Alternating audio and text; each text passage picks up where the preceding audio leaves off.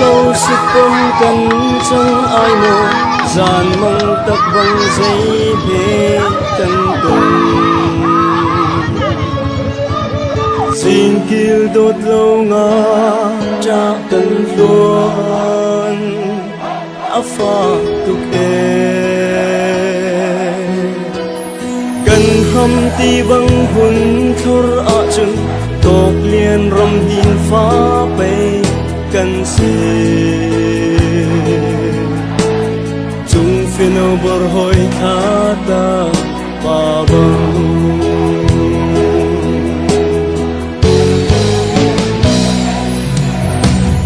trên mi phun xin áp dây mi yêu lâu trên căn xin áp akan lo đi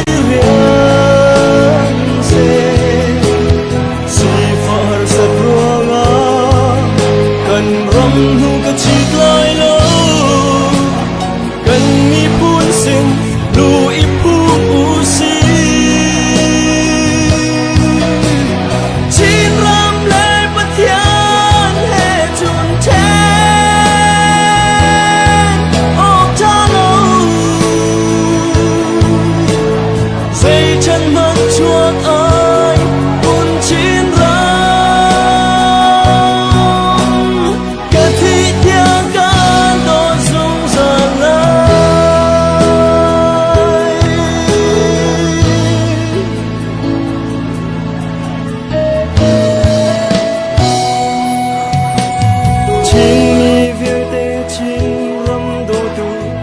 si băng in cánh chung mong thờ akin nak ma trăng rồi u si cánh cha asi cánh thi sen lê cánh thân ti he cánh kêu ven mi cánh ram te hi siam tu ding chu nang ma na si